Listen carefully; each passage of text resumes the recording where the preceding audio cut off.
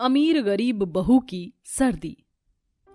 अरे बहू, पूजा की थाली कहाँ है? जल्दी से लेकर आ, गुड़चड़ी का समय हो गया है। तुझे पता है ना, अगर ये छोटे मोटे कामों में देरी हो गई तो बारात पहुँचने में बहुत ही ज्यादा लेट हो जाएगा। हाँ माँ जी, मैं सब जानती हूँ, आप चिंता मत करो। मैंने सारी चीजों की पहले ही तैयारी करके रखी है।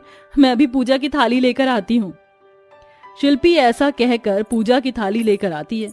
शोभा उसे पूजा की थाली से अपने बेटे समीर की आरती उतारती है और उसके बाद उसे घोड़े पर चढ़ने के लिए कह देती है, जिसके बाद सभी लोग धूमधाम से बारात लेकर मेघा के घर पहुंचते हैं। चलो बेटा, अब तुम्हें मंडप पर चलना है। कुछ देर में तुम्हारी होने वाली पत्नी मेघा मंडप में आ जाएगी और तुम्हारी शादी हो जाएगी। तुम दोनों आज शादी के बंधन में जुड़ जाओगे। शोभा ने अपने बेटे की शादी बहुत ही अमीर खानदान में की थी, जिसके चलते उसे ढेर सारा दहेज, सोना, चांदी और पैसा भी मिलता है। इसी के चलते शोभा अपने बेटे समीर की शादी मेघा से करवाकर उसके साथ खूब सारा दहेज और धन दौलत अपने घर ले आती है। शोभा बहुत ही प्यार से अपनी अमीर बहू का गृह प्रवेश करती है। बहू, घर के अंदर आओ, इसे अपना ही घर समझो। आज से इस घर की मालकिन तुम हो। शोभा के इस तरह कहने पर शिल्पी अपने मन में सोचती है, माँ नई बहू से ऐसा क्यों कह रही है? मुझे समझ नहीं आ रहा। अभी तो मेघा को आए हुए एक दिन भी नहीं हुआ और अभी से उसे इस घर की मालकिन ही बना दिया। शिल्पी के मन में ये ख्याल चल रहा होता है कि तभी शोभा शिल्पी से कहती है, अरे खड़े खड़े मेरा मुंह क्या ताक रही हो? चलो अपनी देवरानी को उसका कमरा दिखा कर लाओ। शोभा के कहने पर शिल्पी मेघा को उसके कमरे में ले जाती है, जहां मेघा उस कमरे को देख कर कहती है, ओह माय गॉड, इतना गंदा कमरा। इससे अच्छा तो मेरे मायके में मेरा कमरा था। कम से कम बहुत सुंदर और प्यारा था। उसके अंदर सारी चीजों की फैसिलिटीज थी। घर में सबसे अच्छा कमरा समीर का ही है। तुम चिंता मत करो, यहाँ तुम्हें किसी चीज की कमी नहीं होगी।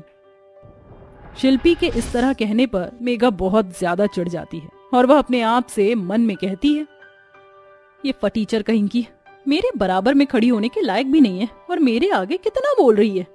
इसे तो मैं कल बताऊंगी। फिलहाल तो मुझे बहुत ठंड लग रही है, थोड़ी देर आराम कर लेती हूँ। मेघा ऐसा सोच ही रही थी कि तभी शिल्पी वहां से जा रही होती है। उसे जाते हुए देख मेघा उससे कहती है, कहाँ जा रही हो? तुम सुनो, मुझे रात को दूध पिए बिना नींद नहीं आती। एक काम करो, गर्मा गर्म दूध और उसके अंदर ड्राई फ्रूट्स डालकर मेरे लिए लेकर आओ। अमीर देवरानी पहले दिन से ही अपनी जेठानी के ऊपर हुक्म चलाने लगती है। शिल्पा गरीब थी और इसी के चलते वह सबसे दब कर रहा करती थी और किसी को भी कभी पलटकर जवाब भी नहीं देती थी। जैसे ही मेघा उसे काम बताती, वह चुपचाप रसोई में जाती है और उसके लिए दूध गर्म करके लेकर आती है। ये लो देवरानी जी, तुम्हारा दूध गर्म करके ले आई हूं मैं। मेघा दूध लेने के बाद अपने कमरे का दरवाजा लगा देती है, जिसके बाद शादी के चलते पूरा घर बिखरा हुआ होता है। रात को सोने से पहले शिल्पी पूरे घर की साफ सफाई अच्छे से करती है। सारा सामान उनकी सही जगह पर भी रखती है और वहीं सोने से पहले वह सारे गंदे बर्तन भी मांज कर रखती है। सुबह 5 बजे उठना होगा, पूजा पाठ करनी होगी, इसलिए मुझे समय से ही घर की साफ सफाई कर लेनी चाहिए, नहीं तो सुबह बहुत दिक्कत होगी। शिल्पी ऐसा सोचने के बाद सारे घर की साफ सफाई करके बर्तन धोकर आराम से अपने कमरे में सोने के लिए जाती है। अगले दिन उसे उठने में 9 बज जाते हैं। जैसे ही वह 9 बजे उठकर सभी के पास आती है, उसकी सास शोभा उससे गुस्से में चलते हुए कहती है, अरे क्या भांग पीकर सो रही थी क्या? तुझे समय का पता ही नहीं चलता? अरे जरा देख घड़ी की तरफ, सुबह का सूरज सर पर चढ़कर आ चुका है और तू अब उठी है। माँ जी, दरअसल बात यह है कि पूरी रात मैंने ठंड में बहुत काम किया और मैं बहुत ज्यादा थक गई थी। सुबह कब हुई मुझे समझ ही नहीं आया। अरे काम चाहे रात को होता चाहे सुबह होता, करना तो तुझे ही था, तो इसमें एहसान क्यों जता रही है? चल जा, सभी के लिए नाश्ता लेकर आ। और हाँ, मेरी बात कान खोलकर सुन ले, बहू का फर्ज होता है सुबह सभी के उठने से पहले पूजा पाठ कर लेना। कल से अगर तूने इस काम में ढील छोड़ी तो मुझसे बुरा कोई नहीं होगा। माँ जी, ये सब तो ठीक है, लेकिन आज तो मेघा की पहली रसोई की रस्म है। क्या वह रसोई में कुछ नहीं बनाएगी? अरे वाह, तुझे उससे क्या मतलब है? वो अभी सो रही है, तुझे पता है ना कितने अमीर घर से है वो। उसे सुबह उठने की आदत नहीं होगी। उसके उठने से पहले तुझे मेरी छोटी बहू के लिए नाश्ता पानी बना के रखना चाहिए। अपनी सास की नजरों में अमीर और गरीब का ये भेदभाव देखकर शिल्पी को बहुत बुरा लगता है, लेकिन वह कुछ नहीं कहती। वह चुपचाप रसोई में जाती है और सभी के लिए नाश्ता बनाने लगती है। ऐसे ही जब सभी लोग नाश्ता कर लेते हैं, आखिरी में मेघा नींद से उठती है और फ्रेश होकर नाश्ते की टेबल पर आ जाती है, जहां वह नाश्ता देखकर कहती है, अरे कितना ऑयली खाना है, ये ऐसा खाना मैं नहीं खा सकती माँ जी। देख रही हो ना आप, क्या आपकी बड़ी बहू मेरा फिगर खराब करना चाहती है? मेघा की बात सुनकर शोभा बिना बात के ही बेचारी शिल्पी को डांटने लगती है, जिसके बाद शिल्पी मेघा के बताए हुए तरीके से उसका नाश्ता बनाकर लाती है। नाश्ता करने के बाद भी मेघा चुपचाप अपने कमरे में जाती है और वहां रजाई ओढ़कर टीवी देखने लगती है। उसे घर के कामों से कोई मतलब ही नहीं था। सुबह से सारे काम मैंने ही किए और माँ जी को तो मुझ पर जरा भी तरस नहीं आता। जब इस घर में मेरी देवरानी आई है तो उसे भी मेरे साथ मिल बैठकर काम करवाना चाहिए। शिल्पी ऐसा अपने आप से बोल रही थी कि तभी शोभा ये सब सुन लेती है और अपने मन में उसके लिए बुरा बुरा बोलने लगती है।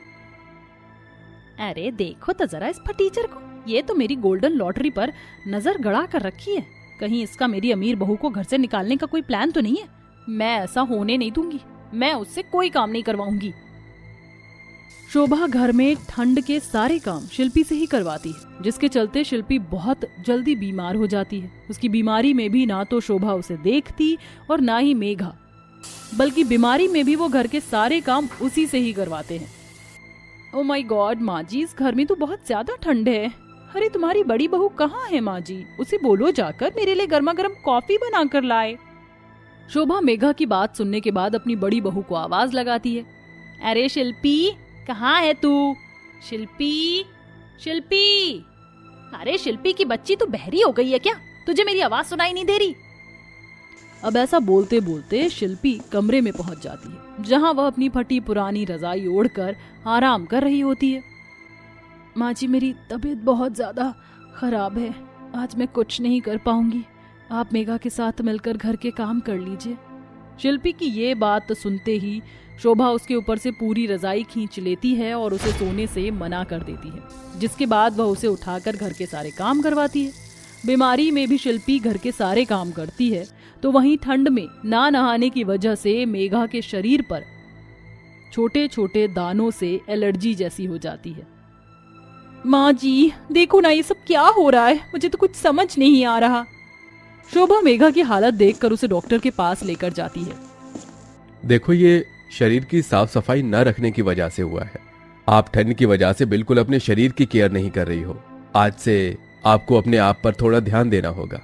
कुछ दवाइयां मेघा को वो दे देते हैं, जिसके बाद वह 1 से 2 दिन तक तो अपना ख्याल रखती है, लेकिन फिर वह दोबारा से नजरअंदाज करने लगती है, जिसके चलते उसकी ये परेशानी और बढ़ने लगती है। इसी के चलते शिल्पी अपने बारे में ना सोचकर अपनी देवरानी की देखरेख करती है। उसके शरीर पर एलर्जी वाली जगह पर दवाइयां भी लगाती और उसको गर्म पानी से नहलाती हुई है। उसका ये अच्छापन देखकर मेघा को अपनी गलती का एहसास होता है। वहीं दूसरी तरफ उसके साथ शोभा भी बीमार हो जाती है। शिल्पी उसका भी ख्याल रखती है। दोनों सास और देवरानी मिलकर शिल्पी से अपनी गलती की माफी मांगते हैं। हमें माफ कर दे बहू, हमने तेरे साथ बहुत बुरा किया। हमें तेरे साथ ऐसा नहीं करना चाहिए था। ऊपर से मैं हमेशा अमीरी और गरीबी में फर्क करती रही। जेठानी जी, मुझे भी माफ कर दीजिए, मैंने आपके बारे में जरा भी नहीं सोचा। हमेशा अमीरी के चलते आपको नीचा दिखाया और घर के सारे काम भी आपसे ही करवाए। आप दोनों को अपनी गलती का एहसास है, मेरे लिए इतना ही काफी है। शिल्पी उन दोनों को माफ कर देती है, जिसके बाद मेघा और शोभा का बर्ताव अब शिल्पी के प्रति बदल जाता है और वह सभी अब एक साथ खुशी खुशी रहने लगते हैं। अरे बहू, क्या कर रही हो? माँ जी, चटनी बना रही हूँ सभी के खाने के लिए। अरे और कब तक हम लोग इस तरह गरीबों की तरह जिंदगी जीते रहेंगे और तुम हो यहाँ चटनी पीस रही हो। काम पर कौन जाएगा?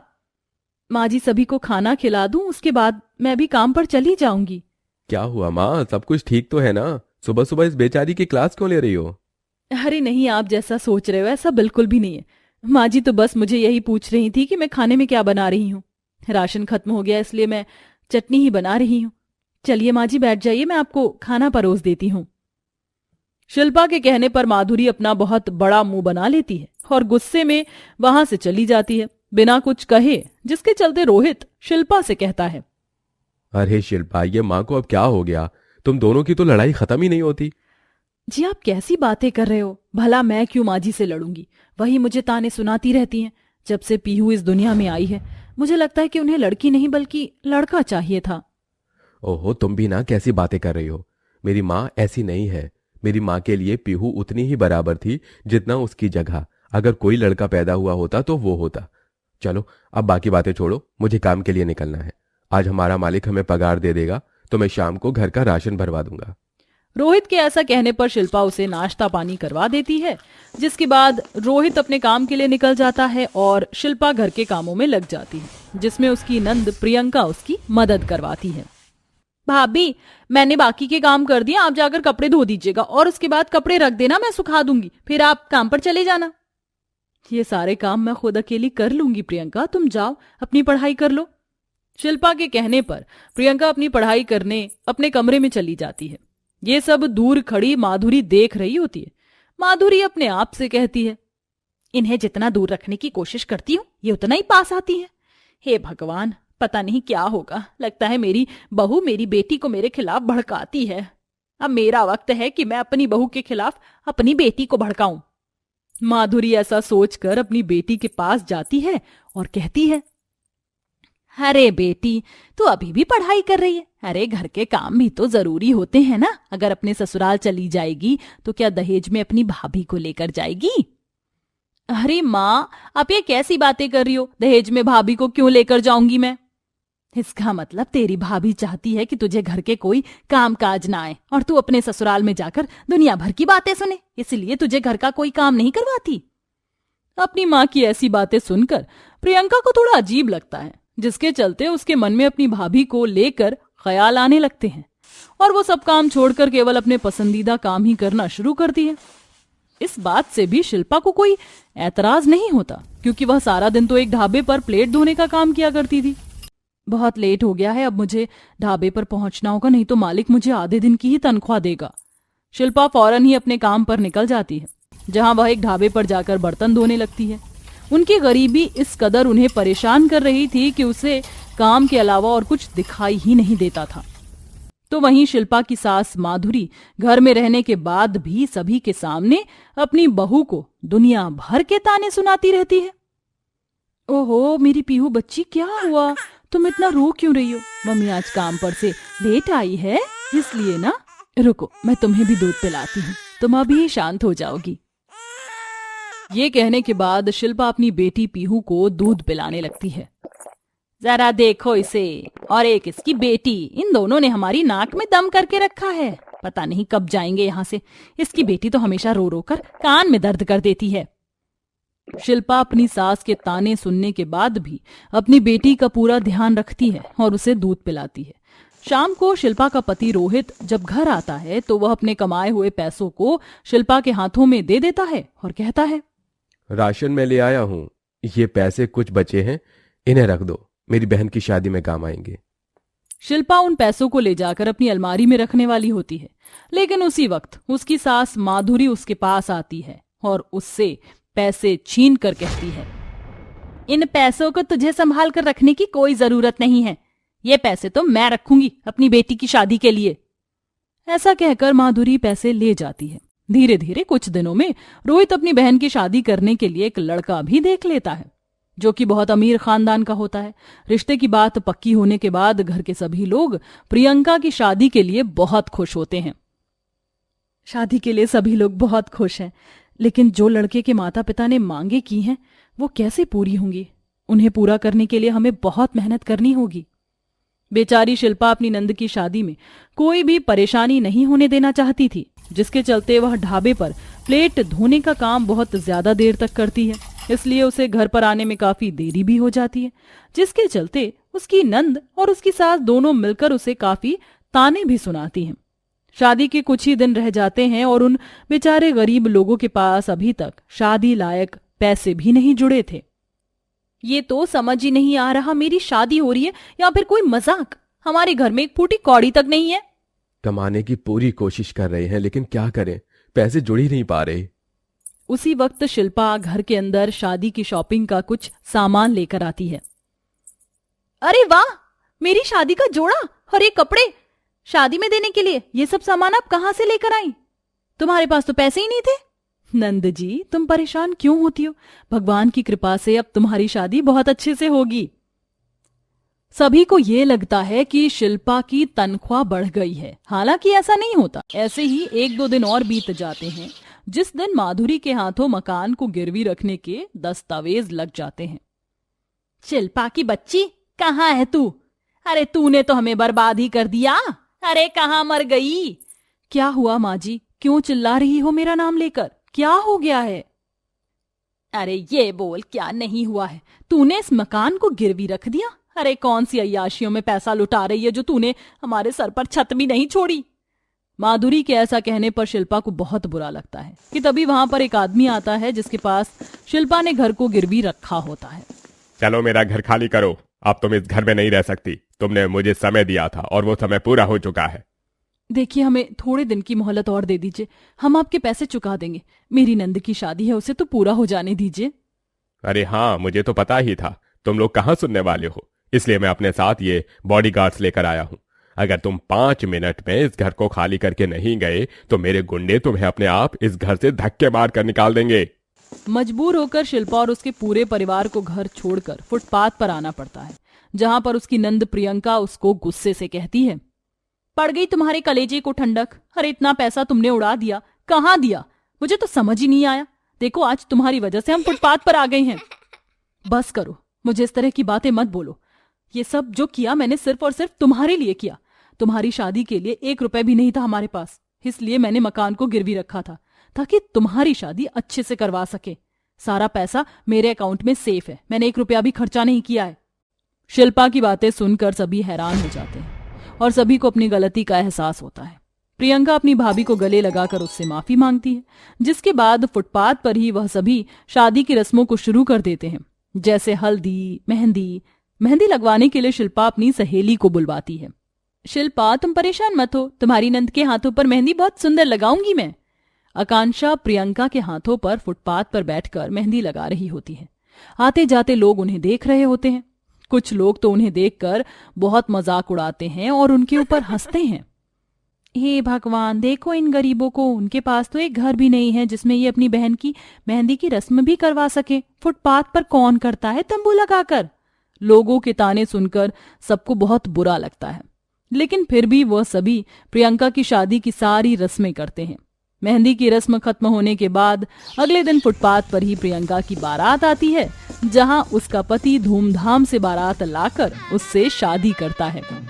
शिल्पा भाभी, आपका बहुत बहुत शुक्रिया कि आपने मेरे माता पिता की सभी मांगों को पूरा किया और इस शादी में 4 चांद लगा दिए। शिल्पा खुशी खुशी अपनी नंद को उसके ससुराल विदा कर देती है, जिसके बाद अब सभी लोग शिल्पा के साथ बहुत अच्छे से बर्ताव करते हैं। वहीं शिल्पा अपनी सहेलियों से कहकर अपने पति को एक अच्छी जगह नौकरी भी दिलवा देती है। धीरे धीरे पहले वह किराए के मकान पर आते हैं और जब उनकी कंडीशन ठीक हो जाती है तो वह अपना मकान भी बनवा लेते हैं, जिसके बाद वह सभी खुशी खुशी रहने लगते हैं।